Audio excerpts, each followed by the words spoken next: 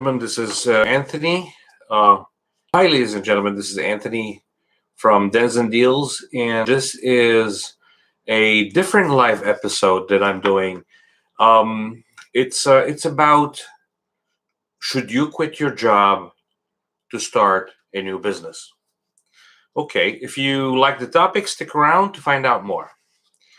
Um, Here's what I think, because everybody starts off working for other people and then decides to make a change in your life. And, eventually nobody pays for that change except you. So, it doesn't really matter. And nothing is learned unless you take a chance, and then make mistakes, because nothing is going to be learned for free.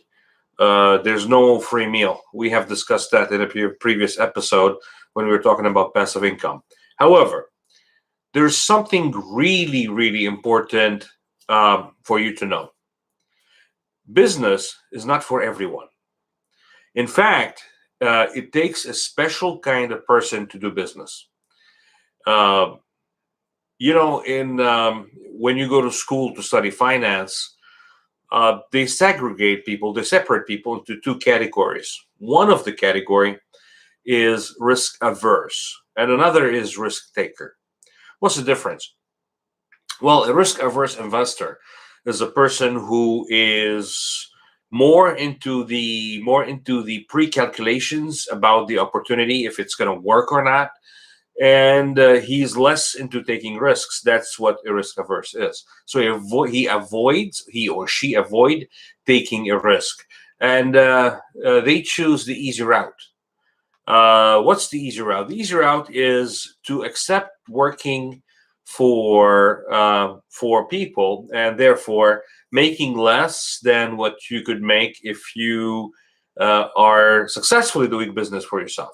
Again, successfully is the term that it has to be attached to the subject matter that we are talking about. So again, for risk averse people, finding a job would be the best thing to do, because they're not going to take risks. And whoever doesn't take a risk, he's not going to fail. And when you don't fail, guess what? You don't learn. And when you don't learn, you're not going to advance. And you're not going to fail plenty of times to learn much more lessons. Therefore, you're not going to have an edge or an advantage in the field that you want to go to business for yourself. So anyway, that's for the category of risk averse investors or risk averse people. Now, the other type of people out there, and I don't mean it in a negative way. I'm those people, both sides of the aisle. They are our family members, brothers, sisters, mothers and fathers, and friends and close friends, and everything, everybody else in between. So the second side of the aisle is the risk takers. The risk takers are the ones that are going to be taking risks. And as I just said, taking risks implies losing, because um, it's a flip of the coin. What is the probability of having heads or tails when you flip a coin? It's always 50%. There's no way you're going to make it 51%. It's always 50%. So in every chance you are taking, there's always a 50% or more chance of failure. Now, why or more? Yeah, it's always or more, because in a coin has only two faces, either heads or tails. But in life, there's so many variables that could go wrong. So it's not even 50%. The odds are not even 50% against you. They could be like 80 or 90% against you. And those odds. One of those odds is preparation. Another odd is experience. Another odd is how much competition you have in that field.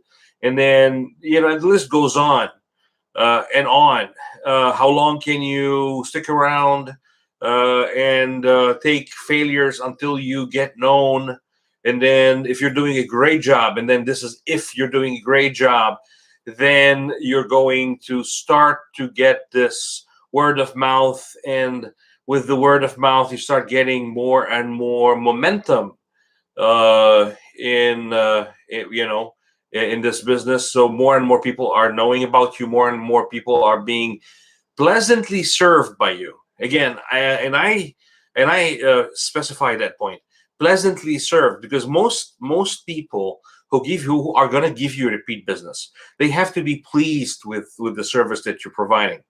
If you think that service that you are providing is great, that is not enough. You have to get the feedback from the ground up, from the floor. Are they pleased? Are the people pleased by what you're giving them? And that is the most important indication to if you have a chance to succeed. You could be losing now, but there is a lot of great value to the service that you're providing. So your loss at this moment doesn't mean a thing. It only means that you are a number of days, a number of months away from picking up. So now we jump to the next part of this. Even if you are a risk taker, you really have to isolate all those variables, all the odds that are against you, and try to tweak them to become more in your favor. What I mean is the things that I just mentioned about service, about having enough investment to ride the wave up until you have the momentum of marketing, word of mouth playing in your favor. You have to be able to isolate as many variables as you can. Those variables, namely the odds that are running against your success and in the business model that you're wishing to actually make it in. But for risk takers, usually it's with risk takers, there's always two different kinds of people that fall in that kind of category. One, a risk taker who is business oriented, and a risk taker who just likes to take risks. And you would see the latter jumping off buildings with little to no protection or safety. And I don't mean anything by that as well. It's just a choice, and life is a choice. Life and death is a choice. But then again, for business, for specifics, the business has to be the people of the first category. These are the people that have to calculate the risk and those variables that are involved in taking that risk, and minimizing this risk by isolating and controlling the variables, make them less variable and therefore more towards constant. And by quantifying how many things are working against you, you would be able to calculate when, to a certain degree of accuracy, that business is going to pick up, and by how much, and after how much time. Again, there are so many ways and formulas that would tell you what you're doing and if you're doing it right, and what you need to tweak to make it better. And a very simple formula I'm going to be sharing with you at this moment in this episode. And it's really, really pretty straightforward and simple. You have to try different kinds of scenarios. Let's say I want to try a marketing campaign. Let's say I wanna try to market my business via social media. Now I have many venues. I have Facebook, I have Twitter, I have YouTube, I have so many different places. For different people across the globe, they have more options. For other people in Asia, they have WeChat, they have Youku. So many of the social media platform are a way or a vessel that you use to market your company, or to create a marketing campaign for a product, for a video, for a service. and you can tweak that to reach to your niche, what you're in business for. And most social media vessels, they actually can get you an on target kind of marketing campaign that you would see results from. But then again, going back to the basics, you have to isolate those variables. There's so many variables in even making an advertising campaign, and one of those variables is the wording of your advertising. You have to be interesting. You cannot just say, you know what, I have potatoes for sale, but so does 1,000 other people who are selling those potatoes. I mean, pretty much, maybe not the same, not from the same lot of land that you've got them from, but there's definitely a lot of people selling similar kind of potatoes. So how you're going to stand out, the wording of your advertising has to show interest, has to create interest. So you have to be interesting.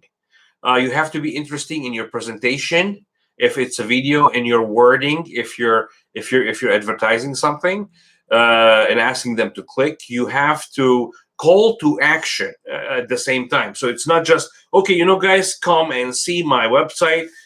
On my website, I have those products. Okay, great. Everybody has products on their website, or services, or I don't know, or they share their life and they spill their guts on their websites. But that's besides the point. So that's what a website is for. But then again, once you want to advertise, once you want to stand out and be creative, that's when you start to get the momentum, or to get the sale, and to get the closing, and to be able to start to measure your success. Now, it was a long explanation for the formula, but it's I just want to be careful not to give so much information to overwhelm you. But then again, I have to give you enough information so you can use that information to understand what's coming next. So what you have done thus far is you have understood that to advertise yourself, you need to be interesting. You need to be creative. Creative in the sense that you need to present the solution in a different way, not like everybody else is doing. Because if, let's say, you and 1,000 people are using the exact wording or similar kind of wording for your advertisement, and you and the same 1,000 people are selling the same product or service, now what's the possibility for your ad getting ahead of those 1,000 people? It's zero, zilch, none, because your market share is 1 divided by 1,000, is 1 per thou. That's what your market share is at this point. However, if you decide to get smart about this, you would word it in a different way. You would say, going back to the potatoes, you would say, my potatoes are always clean. The size of the average size, or the mean size of my potatoes, are such and such in diameter. Okay, my potatoes are always coming to you directly from the field within 3 months of being picked up, or whatever. So now you are showing your extra care about the product. So you're making your product much more interesting than the other people's product, and your product is climbing up the rank of quality. So when you have more quality, guess what's happened? This is a call to action. So you are telling them, there's a 1,000 guy who sells potatoes, but my potatoes are the best. And when you don't spell the word, but the way you describe, the way that you present the business, all your attachments toward that business, they say that for you, as long as you don't specifically say it, okay, then it spells your potatoes are the best. And what's the result of that? That's the funnel. A funnel system is like this. You use a funnel to get the oil down to your bottle, to your to get what you get the gas down to to your motorcycle or your car or whatever. So a funnel starts big at the top and gets narrower so it can fits in the container that you want to, dump things into, liquid into. So you are bringing customers through the funnel. So as they're coming in, as you're attracting them in, you are narrowing down the drain to fit in your bottle, in your container.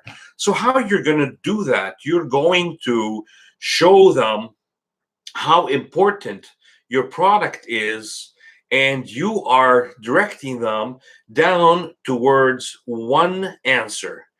When I ask the questions, are you going to buy? They're going to say yes. And the only way to get them down your funnel is to be interesting so they can to keep going down, because at any moment in time, they can click and they can close the website, or whatever means of advertising you're doing, and they can go back and watch their favorite football game, or their favorite cooking show, or their favorite gardening video that they were watching a couple of seconds ago when your advertisement interrupted their viewing for one reason or another. And this is another subject for another day. That's how marketing works. But that is another subject. So again, when we are talking about the advertising part, you have to be creative, you have to be interesting, and at the same time you have to call to action. So there should be something that you want those people to do, is to click on somewhere that you want to take them to somewhere, and you want them eventually to buy your product or to buy your service. So when you do all that correctly and being a risk taker, then you would have the results, provided that you learn from failing. So even with doing all this right, you're going to discover that if you have done different versions of the same advertisement and tried different things, like one of them you tried different kind of wordings that you thought they're good, and after your research you figured out that they're good, and you made your product interesting, and you qualified your product as a great product, and you have the call to action, everything right, but still you're not managing to get the people to see your tunnel or get into your tunnel in the first place. And that has to do with how you're approaching your demographics, and at the same time how you're presenting that funnel and titles and in thumbnails if you're doing videos. So as when you get that nailed to a T by trying different forms of the same advertisement, different versions like alpha, beta, theta, and then the one that works. Once you find one that works, then you're done. Then from that point onward, all you have to do is duplicate. So if you spend $1, right, and after you found the advertisement that works, and that dollar has managed to bring you back $2 in sales, so you are times two, right? Then what you're doing is you spend $100, then you're going to make $200 because it's times two. Then you can scale that. You can spend $1,000 to make $2,000. So the only way that you're going to achieve success, and this applies to online, offline, cold marketing, friends and family, people walking by, people them, people in a party. This applies to all this. You have to find the method that works in closing. First in advertising and second in closing. So this definitely applies online, and this definitely applies offline. What I mean by offline is you're walking down the street, you saw somebody. That somebody, like every one of us, we have a need for something. And if you can achieve that need for something by you Knowing how to trigger a conversation where you start the conversation and then you listen, you let that person speak. So first of all, when I'm doing cold marketing, what I do is I try to create an interesting subject. And how do I do that? I feel through different kinds of subjects really quickly when I'm talking about something. So first start with a joke. So people, they let their guards down, and as they let their guards down, then they're curious because you just suddenly open the door, and then now they're curious about you. Said they're going to interact with you. So a question leads to the other, and then you can trigger that ambience, that fluidity of speech towards the thing that you want to talk about. And the you know and but the most important thing is if you can let that ambience take you to the place that he want to talk about. So that's even better, because when it's better for you to talk about things that you know about and you're going to be fluid about, the better for you even further is to let him talk more, because once he's interested in the subject, he's going to tell you not only what he's interested in that subject, he's going to tell you about everything in his life that led to that moment, or led to that achievement, or led to that pain, or led to that whatever. And as he is spilling the beans, you're understanding everything about him and his weaknesses. Then stop his weaknesses. It's very important. And I'm not teaching you to manipulate people. I'm teaching you to just um, understand the opportunity. So a weakness is something that you desire and you haven't achieved, something that you're afraid to do because you want it so much and you feel you're not qualified. Usually a fear, or a fear is something that's bothering you. So once we can manage to solve that, with whatever we have, then we create a business deal. So the more he talks, the more you figure out a way that you're going to use to create a door into that personality, his personality. And the closing is nothing but um, giving someone what he wants to take what you want. And it always has to start with giving someone what he wants to take what you want. And it will never be taking from someone what you want before giving him what he wants. It can never be. Unless you are meeting St. John, or you're meeting somebody who's he's a philanthropist and he likes to give, throwing money on the street. In any other case, any other person, he will not be interested in giving you something before he takes what he wants. So you have to give to take. You cannot take to give. You have to give to take. So remember that it's very important. And once you give to take, then your taking is pretty much guaranteed, because again, you have to do the homework and understanding how it's played to identify the need, to be able to fulfill that need, to be able to get what you want, and make sure that your approach to people should be genuine. They should at no moment in time feel that you want something. Again, if you are wanting something, you're not going to get it. You have to have a different mode of thinking. The mode of thinking is, I'm giving you something. I'm thinking in my mind how best I can solve your problem. And when I do that, I will get your business. So I should not even in the back of my mind be calculating what I'm going to get from him. I should be in the back of my mind, all the way to the front of my mind, be focusing on solving his problem. As a result, you're going to get what you want because you gain the trust element. The trust is not gained by making a friendship and inviting each other to dinner 1,000 times. You can do that 3,000 times. They would be acquaintances who like to talk to you but do not trust you. The minute that you show that you are willing to invest yourself to solve other people's problem, that's when trust is created. And that is what defines a cold market closer. So you are coming in from the outside, you have known those people for a minute or two.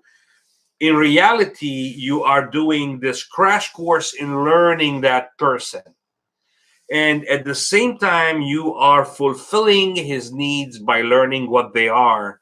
And as you do that, you jump from 1 to 80 on the 100 point scale of trust. So now he trusts you 80%. So with that 80% achieved so quickly, all you need to do is maintain that trust. And in a very short time, you would be able to close a business deal. Remember, people want to trust you. People are looking for heroes. People are looking for good people.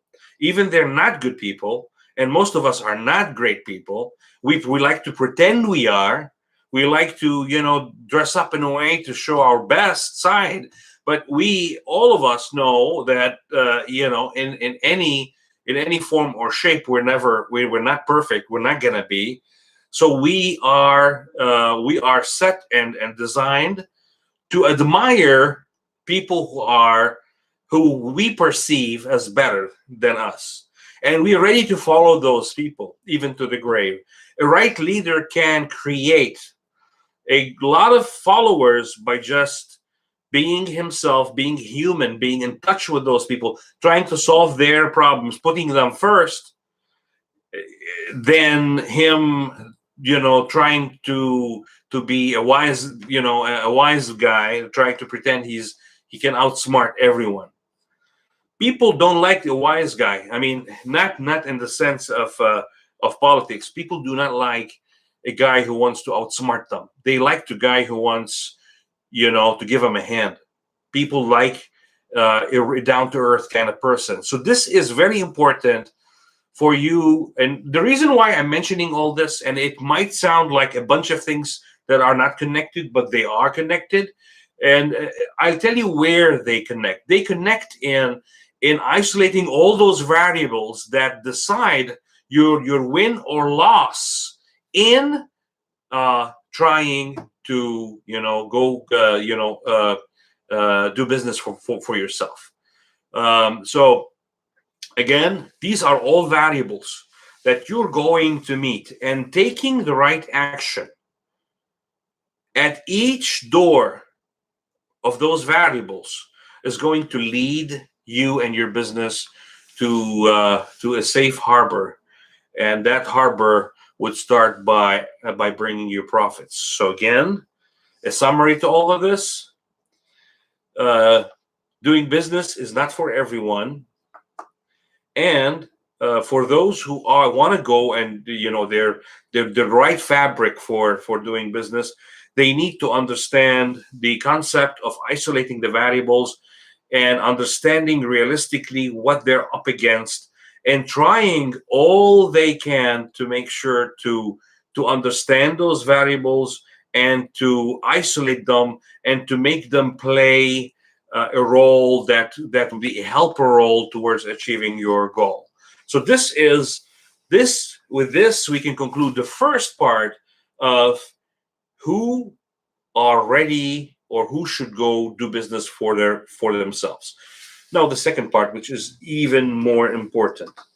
So now we have figured out that somebody is more prone to succeed if he do business for himself, and that somebody is ready to tackle those variables and tackle all those odds and beat them and end up on top and start the winning process or the profit making process. That's all great, but the most important element from all this is people should not forget that living in nowadays world requires paying bills. For some people, mortgage; for others, rent; for some people, a car payment; for others, probably um, I don't know, maybe different insurance policies to make sure that they don't lose on this or that or that. It depends. The basics have to be covered. Food and shelter. If you look up Maslow's pyramid, Maslow's pyramid of needs, then you would see the bottom of Maslow's. I wish I have something that I can show you, but probably in another video that I'm not gonna be doing live. I'm gonna be doing as a video. I'm going to focus on Maslow's pyramid of needs.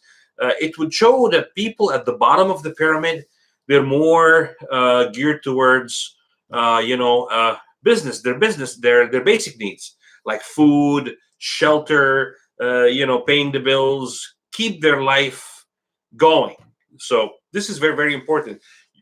When you want to open a business, even if you're the right fabric and the right person, you really need to understand that life does not come cheap, and you have to cover those basics. And if you don't, guess what's going to happen? That business that you're very well designed to be able to achieve. So it suits you. It befits you, but without the time and the money to go through the initial phase where you're failing and learning, and at the same time paying the bills, you're not going to make it. And if you're not going to make it, then you're not going to succeed. So this is another thing which is very important. You have to be able to pay the bills, or you have to have those bills paid somehow.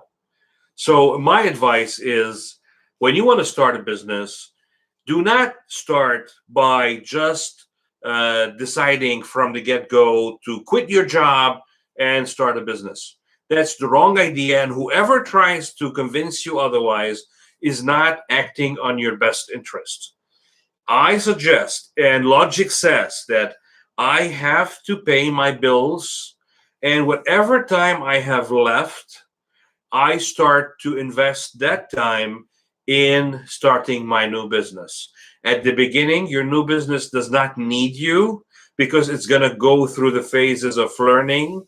And the less advertising at that stage is better, because you're not going to have a good product to advertise anyway.